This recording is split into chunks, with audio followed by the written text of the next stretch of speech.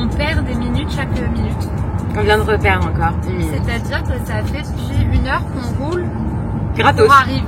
pour arriver dans 4h18. C'est ça qui me fait pas rire. Ah, oui. Parce que là, on vient de reperdre 1 minute. Voilà. Et pourtant, on a fait la première vidéo il y a 30 secondes.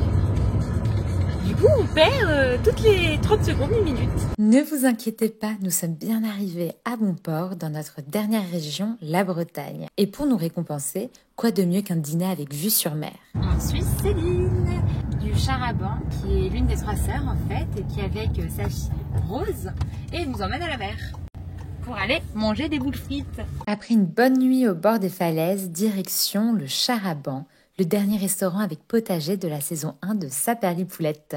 C'est aussi l'une des 3 dernières fermes auberges de Bretagne. Saperli, coucou! Un truc dans l'œil. Mais d'où?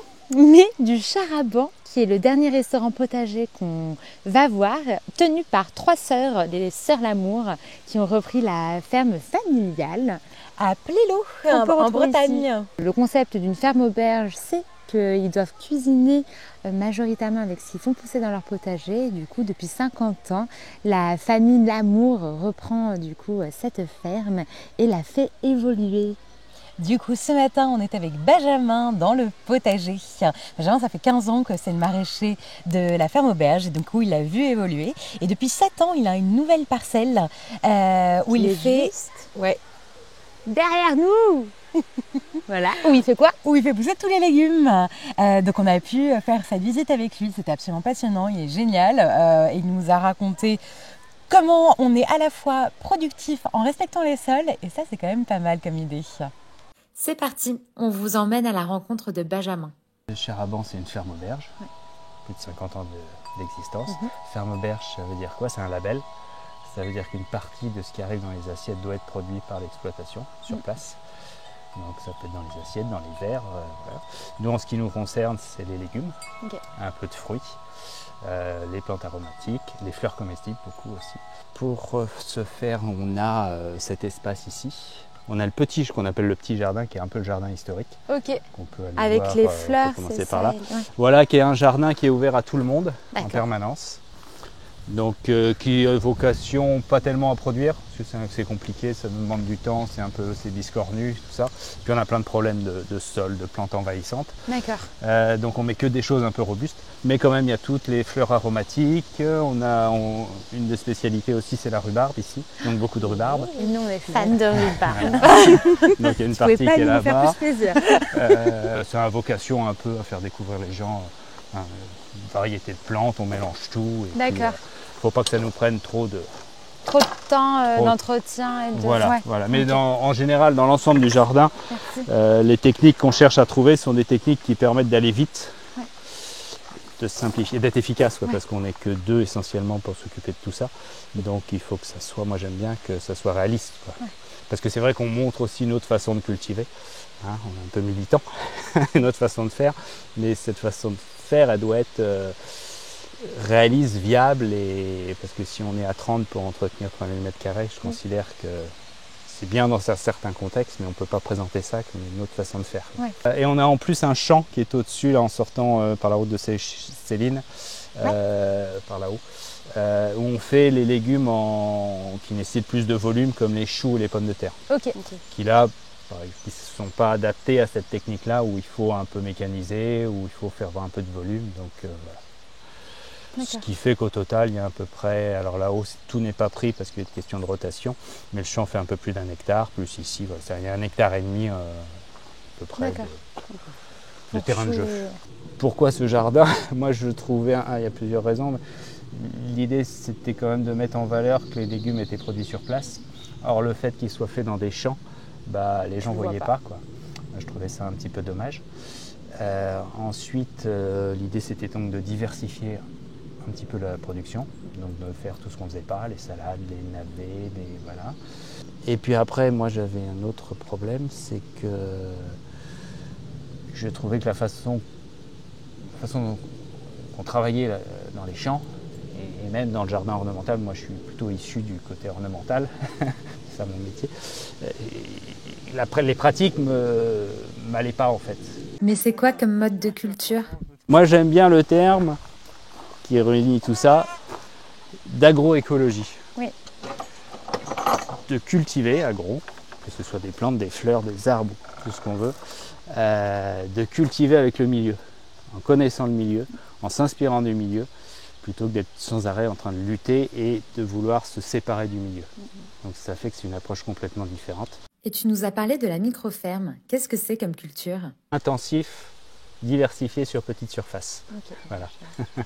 C'est un Québécois, entre autres, Jean-Martin Fortier, qui a voulu prouver qu'on pouvait vivre du maraîchage sur une petite surface. 1 hectare, 1 hectare et demi, 2 hectares. Dans le bouquin de Jean-Martin Fortier, c'est là où c'est très fort, c'est qu'il explique tout ça, les planifications, les rotations. Alors après, nous, on a fait quelques changements. Moi au début, j'avais une autre source d'inspiration. C'est une association qui est du côté en Normandie, de côté de Rouen, je crois, qui s'appelle Maraîchage en sol vivant. Okay. Ce sont des maraîchers qui ont... C'était les premiers en France à faire ça. Ils se sont réunis, ils se sont dit comment on peut faire pour rendre le sol vivant, pour travailler sur du sol qui soit vivant. Le sol, pour qu'il soit vivant, il faut le nourrir.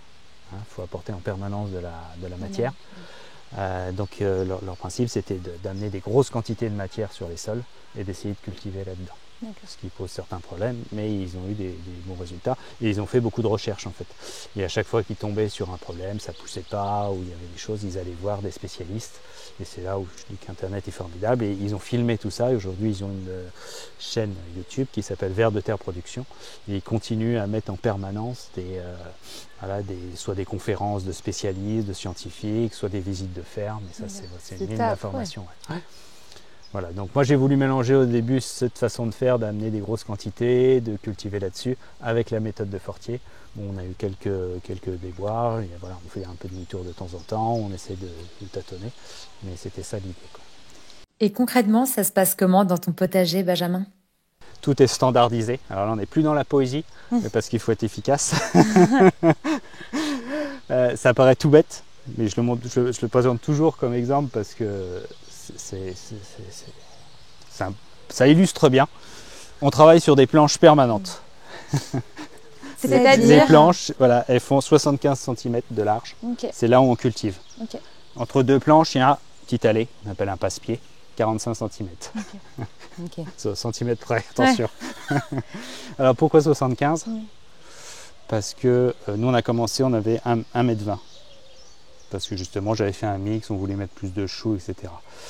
Au bout de 2 ans, 1 mètre. 1,20 m, c'est pas pratique, pour enjamber, c'est pas possible. Quand il faut planter, il faut tirer. 1 mètre, c'était encore trop. J'ai tout remis, comme Jean-Martin finalement. Il faut rester fidèle au mètre.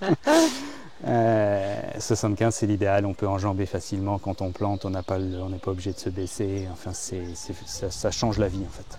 Et aussi parce qu'on a un certain nombre d'outils qui font 75 cm. Ok. Voilà, donc quand on passe à Grelinette, qui est l'outil de base maraîcher bio, 75 cm, on fait un passage, c'est fait, on a un râteau qui fait 75 cm. Voilà, donc c'est efficacité. Donc des jardins, là-bas nous avons le jardin 1, jardin 2, jardin 3, jardin 4, etc. Il y en a 15. Et c'est par type de famille, comment voilà, ça on a les familles exigeantes et on intercale les familles exigeantes avec des familles, un regroupement de légumes un peu moins exigeants. Les familles exigeantes, c'est des familles qui ont des besoins fertilisants assez importants, qui ont des problèmes de maladies, de ravageurs, etc. un peu plus que les autres. Voilà. Tout ce qui est chou, brassicacées, tout ce qui est aliacé, donc les oignons, poireaux, etc. Ça c'est exigeant aussi. Et une quatrième, c'est les solanacées. Tomates, pommes de terre, etc. Ce qu'on appelle pas exigeant, c'est regroupé sur le Jean-Martin Fortier, je le cite, sur les verdurettes. Donc tout ce qui est un peu feuillage, les salades, les betteraves, les haricots, les pois. Tout ça, c'est pas exigeant. C'est pas très exigeant, okay. ça va assez vite et on intercale ça là-dedans. Ça tourne toujours aussi, l'idée c'est que dès qu'une planche se libère, il faut qu'il y ait autre chose à la place. Ouais. Quoi. Et qu'on ait le moins possible de terre nue. La terre toujours couverte, une terre nue c'est une terre qui s'abîme, donc il faut que la terre soit toujours couverte. Sauf que là aussi c'est des questions de compromis, parce que pour faire un semis direct c'est plus facile que la terre soit à nu, quoi. Ok, ouais.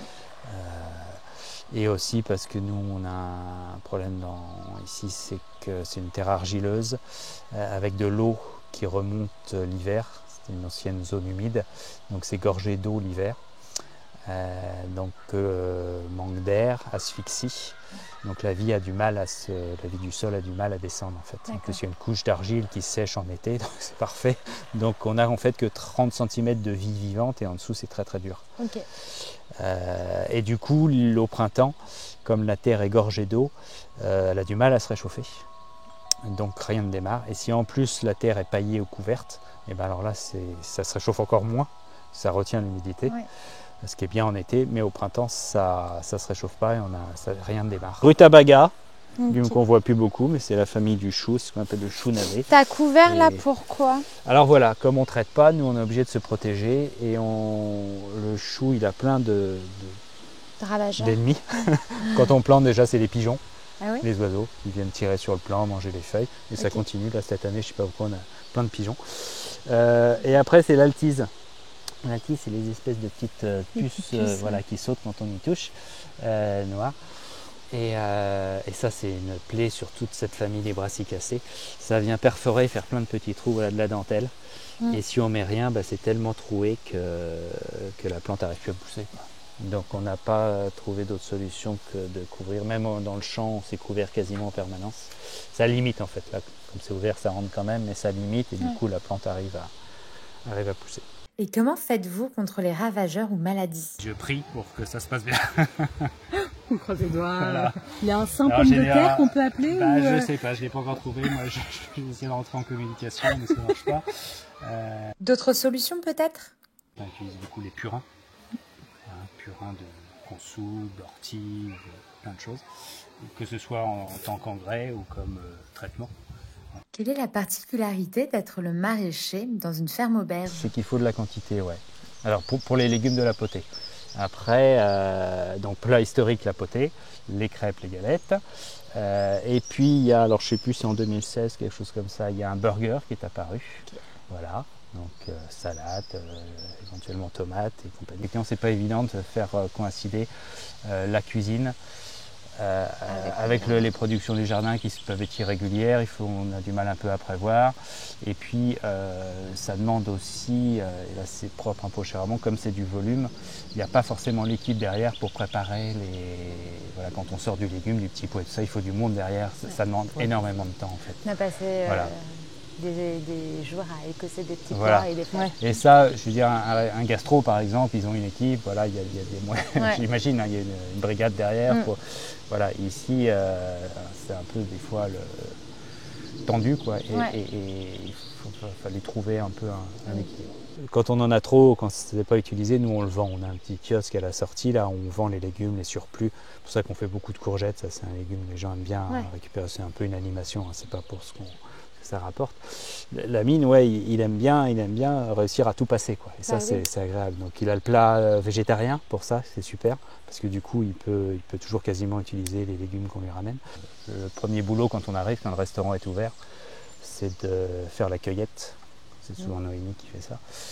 Cueillette d'un échantillon de fleurs comestibles, de plantes aromatiques, qu'on amène en cuisine, qu'on prépare dans des petits pots. Là, comme ça, ils ont en permanence en cuisine ces fleurs et cet échantillon de fleurs ou de plantes aromatiques pour mettre dans les salades, dans les desserts.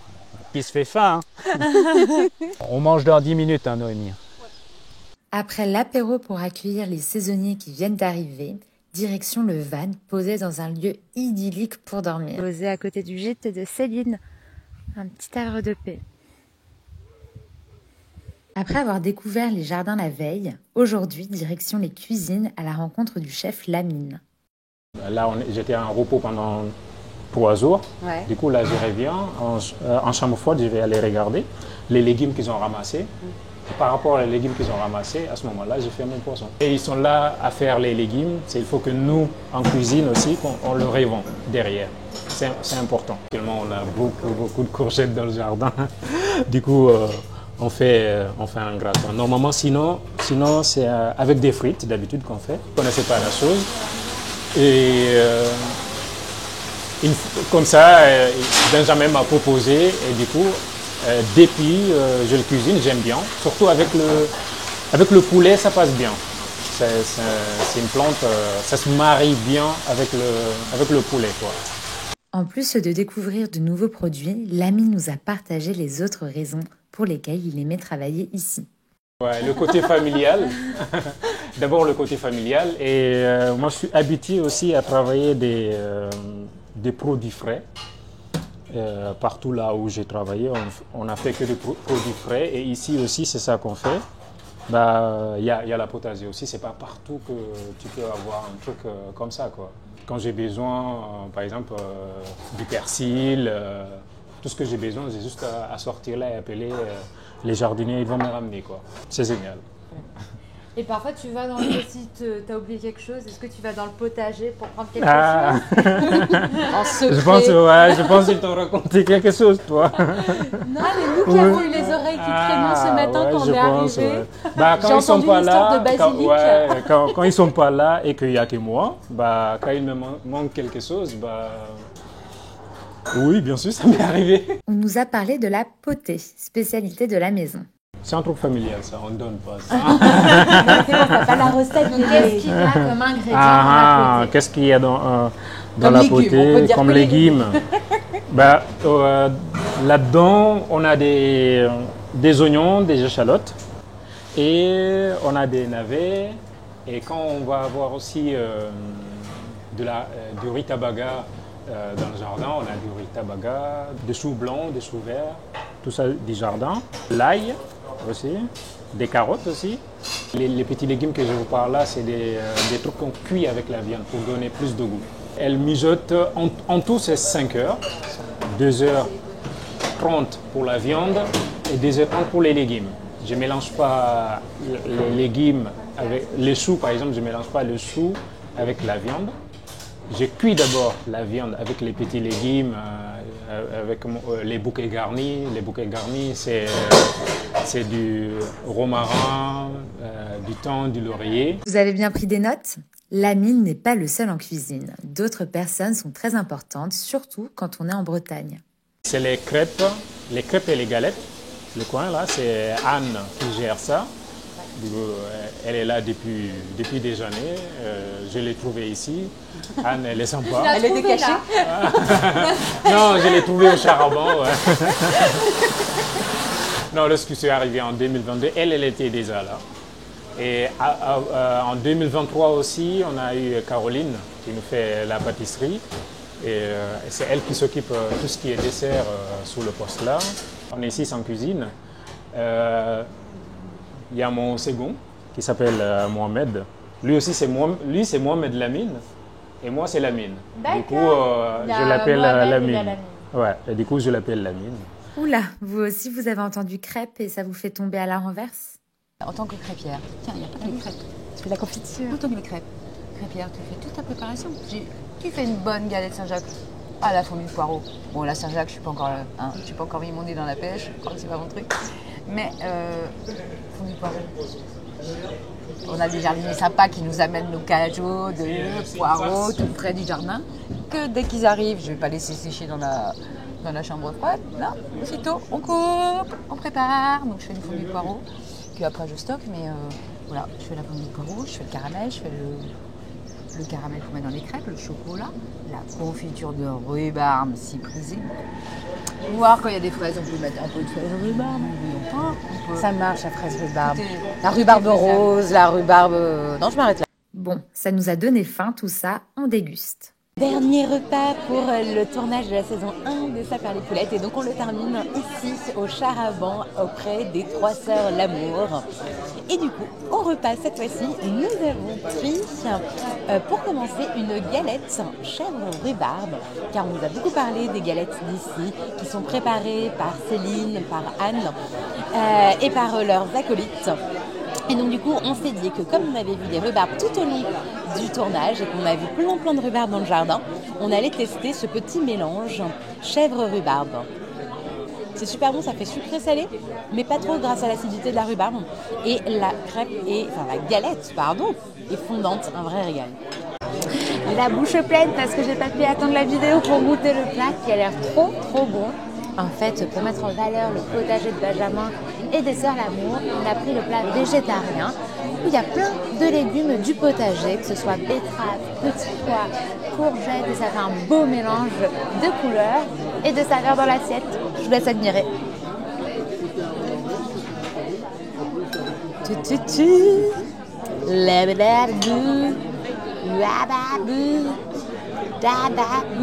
Plus besoin de musique pour Instagram ou YouTube. Je fais toute seule la musique. Économie de dinero, j'allais dire. Voilà. Oui, on commence à sentir les 5 semaines de tournage dans les pattes. Il y a même la marmite pour la poter sur les verres et ça, c'est plutôt trop cool. Après avoir croisé le fondateur de la ferme auberge dans la cuisine puis dans les jardins, nous avons eu la chance de partager un moment avec les 3 sœurs Lamour. C'est vrai que nos clients apprécient aussi cette production locale, donc c'est vrai que voilà, on a gardé cet esprit et voilà, ça nous va bien. Après, voilà, est-ce que c'est plus rentable? Parce que, bon, ça c'est un petit aparté, mais c'est vrai qu'on a des fois des réflexions retour clientèle qui disent oui, ils produisent directement, il n'y a pas d'intermédiaire, pourquoi c'est ce prix? Et bien justement, c'est ce prix parce qu'on produit nous-mêmes et que voilà, il y a une qualité autre aussi et qu'on n'a pas une grande échelle comme une grosse production autre et on n'achète pas à des grandes centrales d'achat qui ont souvent cette fâcheuse tendance à écraser un peu le petit producteur. Donc oui, il y a ce prix, il y a cette qualité, voilà, et elle a un prix. Il est temps maintenant de clôturer cette première saison riche en rencontres et émotions. Nous avons failli laisser une trace éternelle sur notre Saperlivane, mais heureusement, la peinture est finalement partie. Et voilà, c'est tout clean. On est toutes tristes. Ouais. Et il y a un monsieur qui me regarde parce que je parle à une caméra. Si vous avez aimé cet épisode, abonnez-vous sur notre chaîne YouTube et allez découvrir les podcasts sur nos Saperli Pépites sur les plateformes d'écoute de votre choix. Ça nous avait manqué les vidéos d'Eva qui conduisait tellement bien. Il y a des pentes par ici. Bon bah du coup, Saperli coucou. Le tout dernier refrain. Non, pas du tout. Non, c'est la fin de la saison 1 et seulement du tournage parce que là va arriver 2 mois de montage. Et du coup, c'est une nouvelle aventure qui commence. Mais en tout cas, c'est les 6 dernières minutes du Saperlivane saison 1 parce qu'il y aura toujours un Saperlivane. Mais en tout cas, c'est la fin de ce premier Saperlivane qu'on va rendre maintenant. Du coup, on est un peu tristouille, on n'a pas envie. Du coup, Georges Higonde vient de se renverser un petit peu histoire de laisser un petit peu de sa terre dedans. En mode non, moi vous m'aurez pas comme ça, je reste là. Suivez nos aventures sur notre page Instagram Saperli Poulette. Et surtout, restez attentifs car la mi-saison arrive bientôt.